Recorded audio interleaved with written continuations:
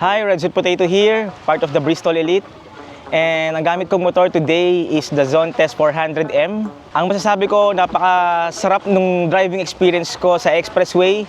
And surprisingly, hindi ko in-expect na yung motor na yun is papasok yung ganong kaliit, ganong ka-compact, tapos sa expressway.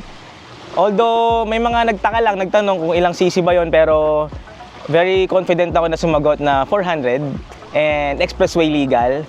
And I think ito yung isang magiging selling point ng gamit kong motor, yung kanyang pagiging compact at the same time expressway legal. And as for the other motorcycle na nakasabay natin with Bristol Elite, like the G, E, and D, grabe, wala rin ako masabi. Both models are same engine. So lahat pantay-pantay ng horsepower. Nagkakatalo na lang sa weight ng rider kanina nung rektahan kami sa expressway. And sa mga gusto maka-experience nung ride ng Zontes, please do visit Bristol Motorcycle, and available na to sa Makina, April. Actually, ngayon na pala, available na sa mga Bristol Motorcycle branches and open na for reservation. And meron tayong magiging display sa Makina Moto Show on April 4, 5, and 6. Nandun ako and kita-kits tayo doon.